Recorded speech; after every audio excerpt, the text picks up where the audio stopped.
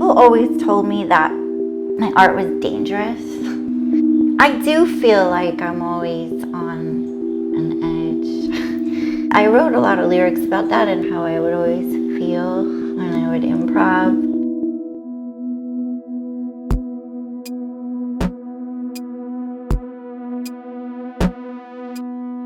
Hi, I'm Ruba Katrib, and I'm the curator and director of curatorial affairs at MoMA PS1. We're here in artist and musician Lizzi Bougatsos' beautiful Brooklyn studio. Lizzi, thanks for having me. Thank you. It's great to get to see where you work, where you live. It's really an inspiring space. I saw your show at Tramps. Could you talk a little bit about how you think about space and that installation? It was so fascinating. I would love to hear more. Yeah, so the whole show came out of this house, down to the fixtures on the walls, actually. Like that fixture there became the perfume piece where there were the two LED lights in the poison bottles. And I like to say that the walls were sort of the breath and the body was the exhibition. So that's how much this space influenced the work. And I think that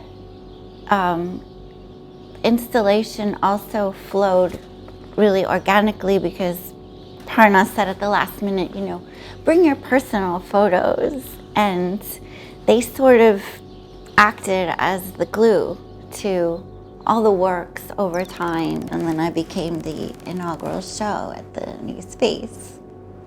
And that was really momentous. As soon as the pandemic hit, I thought, okay, I'm gonna write this book about performance. And then the book became the exhibition, and that's what happened. Just seeing the sculpture, like how much the works evoke the body, but also this idea of like violence, danger, risk. I love seeing, children in the space with these like open blades hanging everywhere. So scary. But I think, it really felt like so energetic and fresh and new. And you talk a little bit about the inspiration for the show? Yeah, I opened up the bag of patches in 2016. These patches that I wore from this performance that used fire, and it caught my clothing and it literally burned me up. And I just started laying them out on the floor, and I noticed when I was lifting them, the oils from this fire performance actually started performing itself. They were, making these drawings, like almost like a river. It just kept performing. The other thing that inspired me to make the show was to tell my story of what happened. It was a protest. I was very angry with the music industry. At the Tramps show, combining like your own exhibition with your own performance, I don't know if that was the first time you merged them or if there had been another example and how you navigated that. Yeah, that was the first time I've ever performed with my art, or the art performed itself. That was literally the first time. I think when you were starting to work as a musician, that there was really this interdisciplinary quality to music and art. How were you thinking of those lines and divisions, or were you just always blurring them? The common denominator with music and making my sculptures and installations is really improvisation. That's really where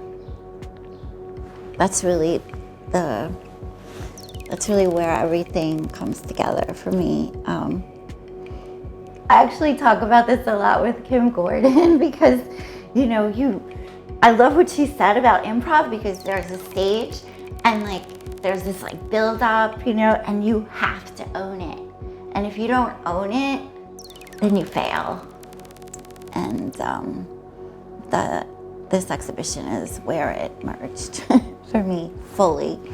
Almost like a vessel, you know, there's a vessel, and then the whole show is held by that, yeah. Could you talk a little bit about this sculpture that we're looking at right now? Yeah. This piece was a reject for the Tramps show. It will be in a show at the Museum of St. Pete in Florida. I'm doing a show with Lonnie Holly.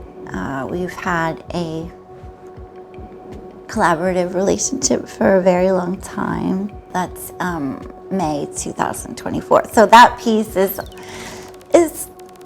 getting there. You know, it'll be part of that show for sure. And these are all my shoes. You saved them all? My mom did. My mom cleaned all my toe shoes and put them on this chair with my dad's hanger. My dad was a cobbler, and that's how my chandelier sculptures came. She started it. Everything in the show, like I wore, or like every single thing is part of my life. I mean, how old were you when you started doing ballet? Maybe 4, 3. Okay. Until really 16. Young. Yeah. Okay. That's a long time. This is a piece I'm working on. Oh, wow, look at these little feet you had. They're from my shoes. A friend of mine bought me this poison perfume. Oh, yeah. She didn't know about my piece. That's wild. Isn't it? And they don't, wait, this is old though, right? They don't make it anymore. I don't think so. I don't think so. Let's see, I'm working on a book. But yeah, it's just like my writings and like lyrics and, oh my God, Mark Beasley curated this. I love this show. I was so lucky to be in this show. It was really cool because I met the Black Quantum Futurism What year was Collective. this show? It must have been like August 2017. It was a great show. Lizzie, what are you watching on TV right now? I just watched The Crown because, yeah, I've always been obsessed with Princess Diana.